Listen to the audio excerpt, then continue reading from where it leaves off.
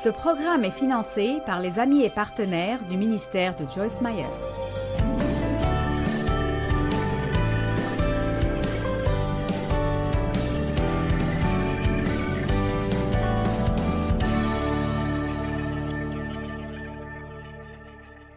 Seule la patience et rien d'autre nous permet de jouir du moment présent que nous avons. Si je suis quelque part et je ne veux pas y être, et je veux être autre part, disons que j'attends à l'aéroport. Je ne veux pas attendre à l'aéroport, mais mon avion est en retard. Je ne veux pas attendre, mais l'avion n'est pas là. Alors je peux soit m'asseoir là et être frustré, ou je peux dire, eh bien Dieu, mon temps est entre tes mains, alors je vais trouver une façon de jouir de cela. Je crois que c'est l'une des choses qui rendent le diable absolument fou. Qui veut donner au diable une crise de nerfs? Je pense que l'une des choses qui le rend vraiment fou est quand nous apprenons à jouir de chaque chose que nous faisons, indépendamment de combien elle est mondaine. Beaucoup d'entre vous ne sont pas sûrs de cela. J'aime quand on n'a que 3 personnes qui applaudissent.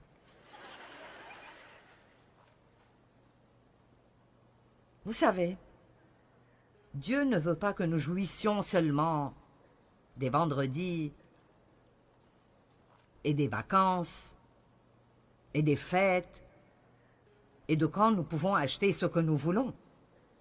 Il veut que nous jouissions de chaque petit moment solitaire qu'il nous donne, chaque moment, parce que le plus grand don que Dieu nous donne est le moment présent que nous avons.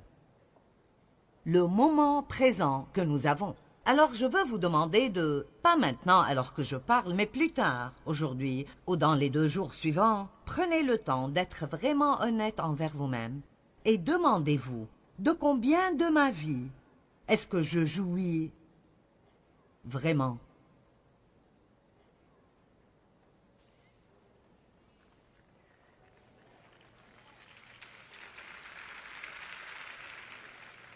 Souvent, nous n'y pensons même pas. Eh bien, j'ai fait ce cheminement pendant beaucoup d'années. Parce que...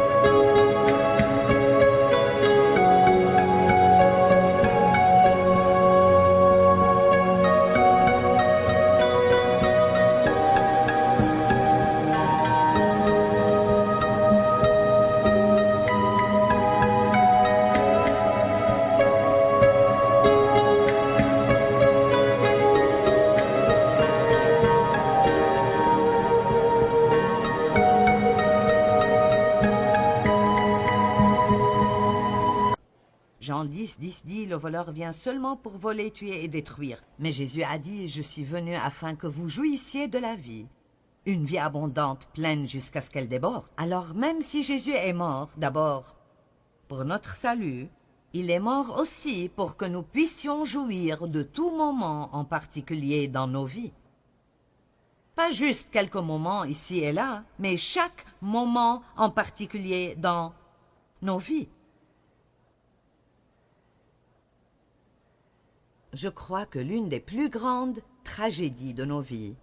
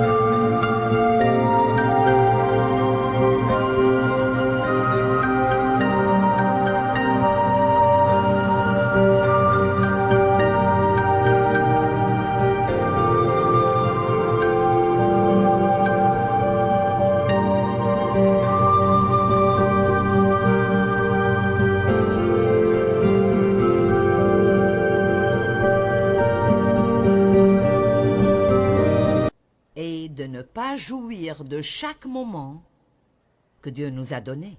J'ai écrit un livre intitulé « Jouir alors que vous cheminez ». Mon Dieu, quand je pense à mon ministère même, il y a tellement de cela dont je n'ai pas joui, parce que j'étais si désireuse d'essayer de le faire grandir. J'étais dans une réunion beaucoup plus petite que celle-ci. Il y avait peut-être 400 personnes là-bas, et il y avait beaucoup de leaders. Et j'ai pensé, eh bien, je prierai pour tous ceux qui ne se réjouissent pas dans le ministère. Et alors j'ai dit, je voudrais offrir de prier pour toute personne qui est dans le ministère, qui peuvent dire qu'ils ne jouissent pas du ministère. Et je ne pouvais pas le croire. Il y avait littéralement des centaines de personnes dans le ministère, appelées à faire le plus grand travail sur terre, mais elles n'en jouissent pas parce qu'ils essayent d'arriver quelque part où ils n'étaient pas. Si mon église pouvait être un peu plus grande, si je pouvais avoir un nouveau bâtiment, nous serons toujours heureux quand nous nous marions, quand l'homme que nous épousons arrête de nous dire quoi faire, quand nous aurons une plus grande maison et une gouvernante pour nettoyer, et quand la gouvernante ne nous hérite pas alors qu'elle nettoie la maison. Allons, vous me suivez? Quand nous aurons un travail différent, quand nous aurons une promotion au travail. Non, non, non, non. Si vous ne pouvez pas jouir de la vie maintenant, vous n'en jouirez jamais quand, parce que ça ne se rapporte pas à ce qu'on fait, c'est quelque chose dans notre attitude. Je suis vraiment résolue à ce point, et j'imagine que beaucoup d'entre vous le sont. Je suis vraiment résolue de glorifier Dieu dans ma vie de tous les jours. Dieu n'est pas intéressé par qui est dans ce bâtiment d'église ce matin. Ce n'est pas qu'il ne s'occupe pas de ce que vous êtes là. Il aime tout cela, mais c'est plus ce que nous faisons quand nous quittons d'ici qui intéresse Dieu que comment nous nous comportons ici. Et nous pouvons sauter et crier et applaudir dans chaque chanson que nous chantons. Mais c'est comment j'agis quand je suis dans la file de gens à l'épicerie. Comment est-ce que je me comporte si Dieu n'agit pas aussi vite que je le voudrais? Qu'est-ce qui arrive quand j'ai quelqu'un qui travaille avec moi, qui est une personne précieuse, mais ça leur prend juste plus de temps pour apprendre et je dois leur dire encore et encore? Comment est-ce que j'agirai? Est-ce que je vais les virer parce qu'ils ne sont pas rapides? Ou est-ce que je ferai un investissement et je travaillerai sur eux? Est-ce que j'aurai assez de sagesse pour ne pas comparer un de mes enfants à l'autre parce que l'un d'entre eux va mieux avec ma personnalité que l'autre?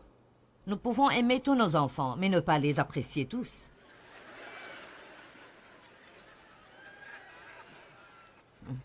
Beaucoup d'entre vous n'admettraient pas cela, mais mon fils aîné, il ne me plaisait juste pas. Et il le sait, il a 48 ans maintenant, et les choses vont bien. Vous pensez, mon Dieu, 48, quel âge as-tu?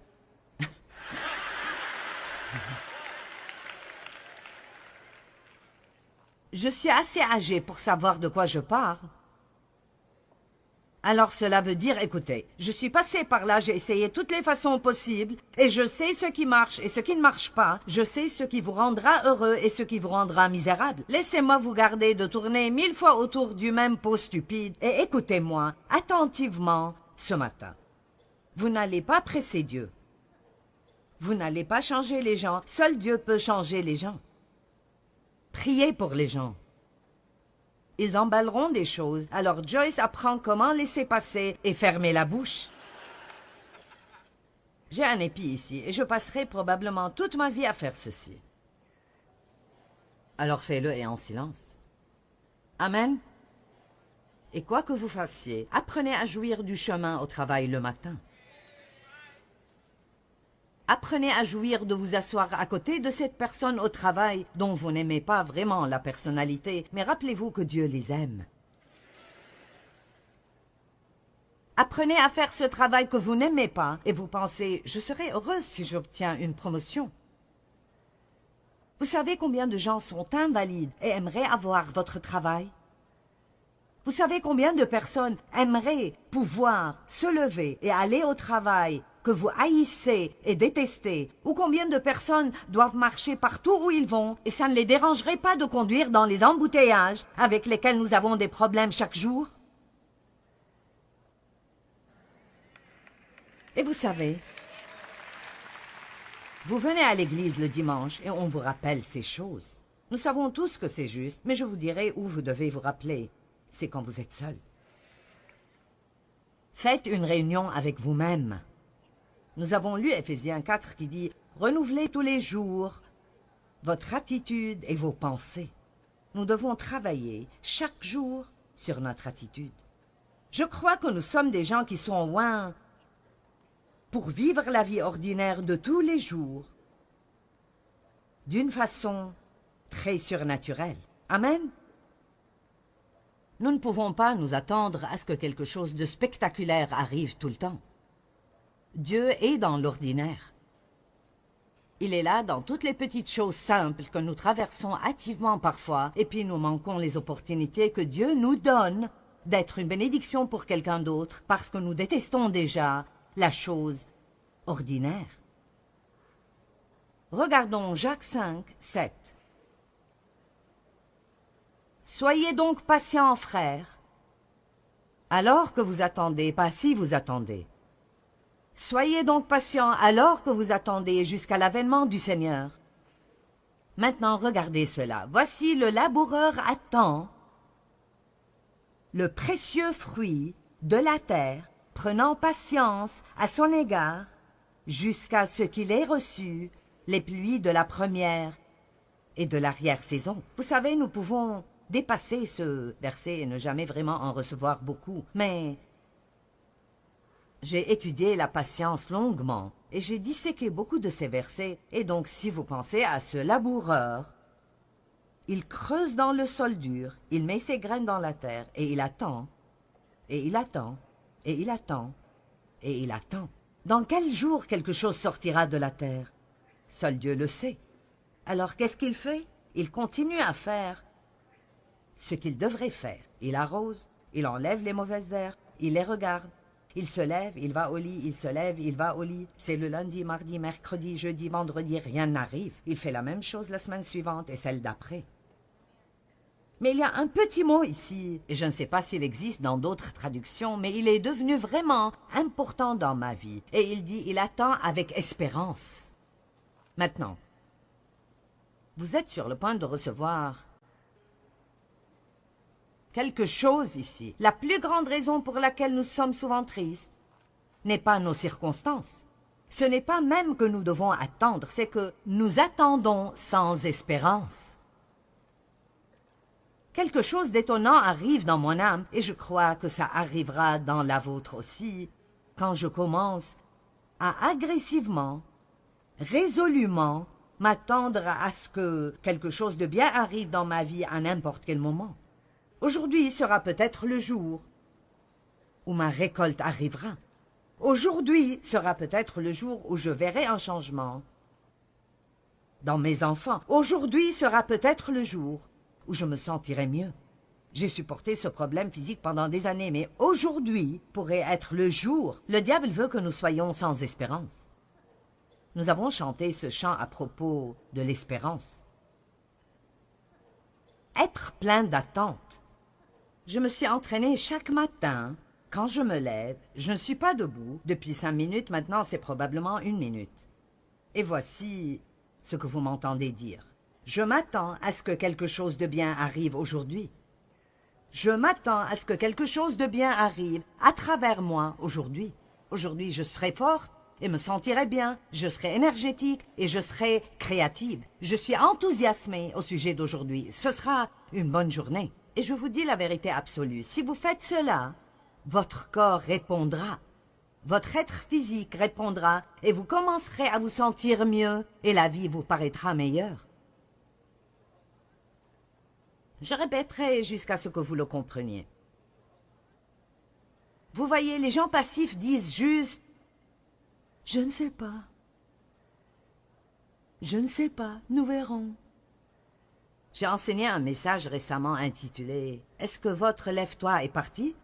Et nous avons tous des moments où nous sommes fatigués de faire ce qu'on fait. Tout le monde. Vous pensez que si vous aviez un travail plus intéressant, vous ne vous fatigueriez pas? Vous pensez, oh, j'aurais aimé être Joël, j'aurais aimé être Victoria, j'aurais aimé ceci, j'aurais aimé être Joyce. Vous savez, je me fatigue de faire ce que je fais. Savez-vous ce que je pensais quand j'étais assise là? Ce n'est pas que je ne veux pas être ici, mais j'ai pensé j'aimerais être dans une réunion d'église un jour et n'avoir rien à faire.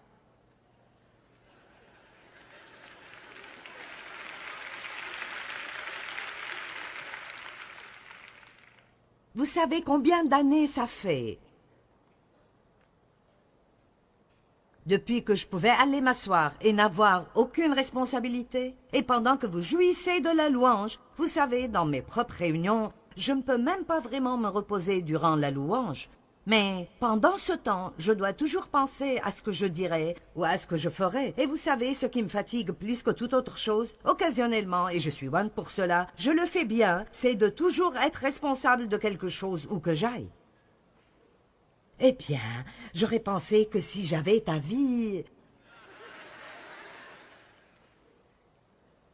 Vous n'obtenez jamais un côté de quelque chose sans obtenir l'autre côté. Si vous obtenez la promotion que vous vouliez au travail, vous aurez plus de responsabilités. Ils s'attendront à plus de vous. Plus vous grimpez les échelons, et plus il y aura des gens sous votre autorité, plus il y aura des gens qui ne vous aimeront pas.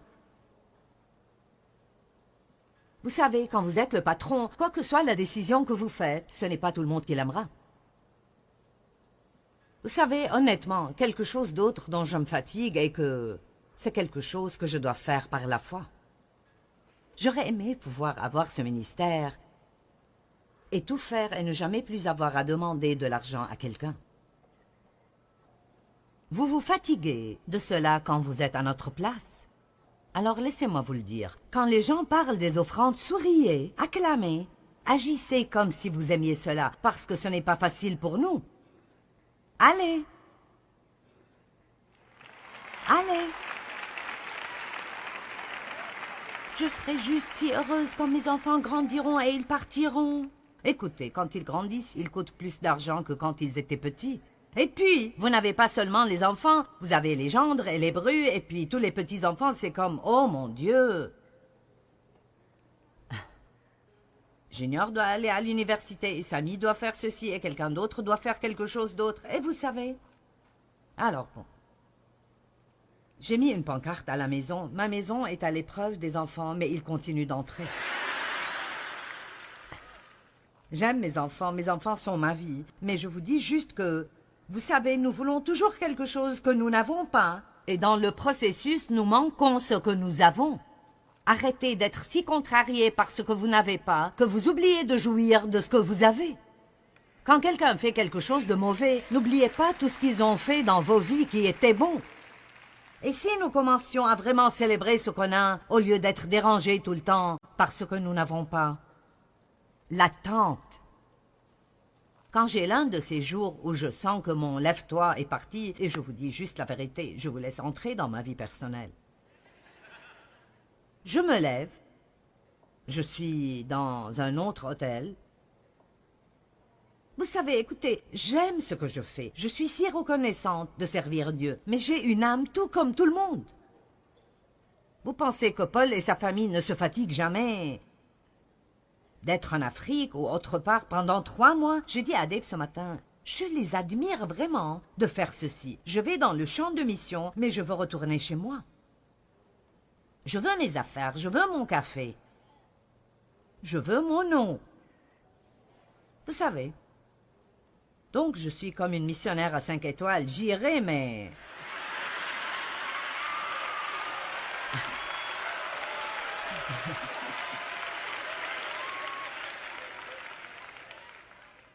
Je n'aime pas les tentes, ça ne marche pas pour moi.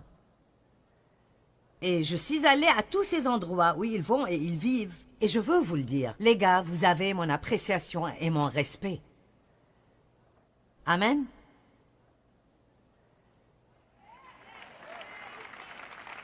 Quand j'ai un de ces jours où je me lève et je dis « Oh, oh Jésus, Seigneur, tu sais quel âge j'ai.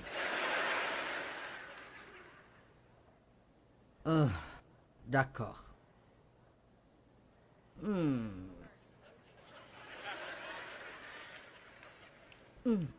Vous savez ce qui m'aide plus que tout?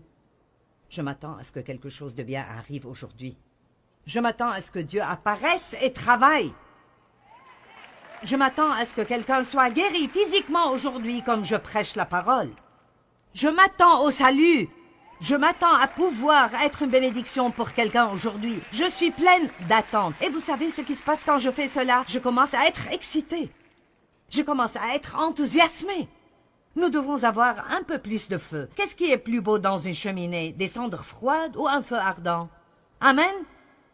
Je crois que nous devons être plus enthousiasmés. Et la façon de faire cela est de vivre avec une attente. Maintenant, après avoir enseigné ceci il y a 2 semaines, j'ai reçu un rapport qu'une des filles au bureau retournait chez elle et elle a pensé, eh bien, je vais essayer cela, parce qu'elle a un fils qui lui causait beaucoup de problèmes. Et elle a dit, j'ai tendance à détester aller à la maison. Vous savez que quand vous avez des problèmes à la maison, vous pouvez détester rentrer chez vous. C'est vraiment... Elle a dit, donc, alors que je conduisais, j'ai dit, je m'attends à ce que quelque chose de bien arrive ce soir avec mon fils.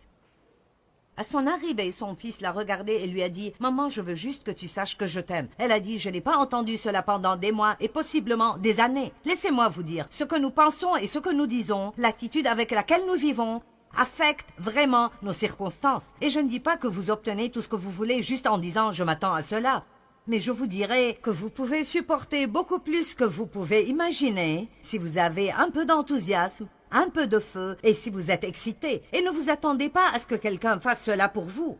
Paul a dit à Timothée, « Ranime-toi dans le Seigneur. » Vous vous ranimez vous-même. Ce que je vous ai donné ici dans les 2 dernières minutes est si précieux. Je vous le dis. Dieu m'a appelé à prêcher la parole et je crois que j'entends des choses de lui pour le corps de Christ. Et cette chose de l'attente n'est pas une petite chose, c'est une grande chose. Et Dieu attend pour vous amener votre récolte. Vous devez peut-être mettre vos graines dans la terre et vous lever et aller au lit et vous lever et aller au lit et vous lever et aller au lit jusqu'à ce que vous pensiez que vous ne pouvez plus supporter. Mais si vous le faites avec de l'espérance, waouh, de bonnes choses arriveront dans votre vie. Amen. Allez, donnez gloire à Dieu. Je m'attends à ce que quelque chose de bien arrive avec moi et je m'attends à ce que quelque chose de bien arrive à travers moi. Écoutez, restez tous calmes pendant juste un moment. Vous êtes ici aujourd'hui. Quelqu'un vous a amené. Ou peut-être que vous êtes venu parce que vous voyez Joël à la télé et vous m'avez eu à moi au lieu de lui. Ça ne fait rien. Dieu sait ce dont vous avez besoin.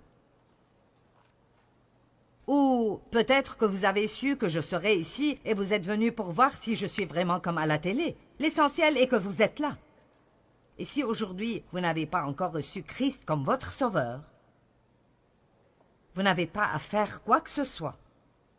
Vous n'avez pas à vous justifier avant que Dieu vous prenne. Il vous veut maintenant. Il vous a amené ici aujourd'hui pour cette raison. Ceci pourrait être la meilleure décision que vous ferez dans votre vie.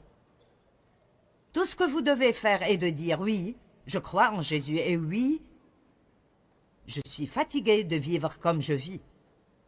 Je veux la paix, je veux la joie, je veux avoir un très bon ami. Jésus veut être votre ami. » Devenir un chrétien ne veut pas juste dire que vous recevez cette liste de 10 choses que vous devez faire qui sont toutes des choses religieuses. Ça veut dire que vous êtes invité à avoir une relation intime avec Dieu à travers Jésus-Christ et qu'il veut être impliqué dans chaque chose que vous faites. C'est magnifique, simplement magnifique, magnifique.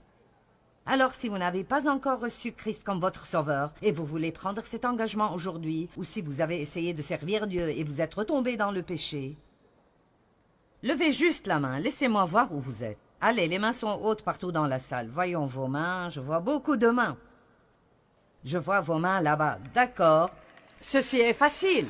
Vous n'avez besoin de rien faire, vous allez obtenir quelque chose. Maintenant, je vous demanderai de faire quelque chose pour 2 raisons. 1, nous avons un livre que nous voulons vous donner. Et 2, je vous demanderai de vous lever là où vous êtes. Ceux d'entre vous qui ont levé la main. Allez, soyez courageux. Donnez un œil au beurre noir au diable. Allez, levez-vous. C'est cela. Allez, allez, allez. Allez, faites-le. Ne soyez pas embarrassés. C'est cela, faites-le. Vous pouvez le faire, soyez audacieux. Soyez audacieux pour Jésus. Maintenant, écoutez. Levez-vous si vous décidez que vous voulez vous joindre à nous. Nous allons prier cette prière et quelque chose d'étonnant arrivera. Le livre de la vie est ouvert et vous êtes sur le point d'avoir votre nom écrit dedans. Tous vos péchés seront pardonnés. Que tout le monde prie cette prière avec eux, s'il vous plaît. Haut et fort pour qu'ils se sentent à l'aise. Dieu, mon Père, je t'aime. Jésus, je crois en toi. Tu es mort pour moi. Tu as été ressuscité d'entre les morts. Tu as pris le châtiment que je méritais. Tu as payé pour mes péchés. Je suis désolé pour la façon dont j'ai vécu. Mais aujourd'hui, je me retourne et je vais dans une autre direction. Je me détourne du péché et je me tourne vers toi. Jésus, je te reçois. Viens et vis en moi. Tu es mon sauveur et je suis ton enfant. Prends-moi tel que je suis. Maintenant, fais de moi ce que tu veux que je sois. Merci. Je suis sauvé. Je suis aimé. Et je suis en chemin vers le ciel. Allez, donnez gloire à Dieu ce matin. Amen. Eh bien, Dieu veut vraiment aider chacun d'entre nous à développer une attitude patiente. Il veut que nous apprenions à attendre patiemment le moment qu'il choisit et à lui faire confiance en toutes choses. Et vraiment, c'est la seule façon par laquelle nous pouvons jouir de chaque moment de nos vies. Et la plupart d'entre nous diraient probablement que la patience est un peu difficile pour nous et elle doit être développée. Nous devons apprendre comment l'appliquer dans des situations.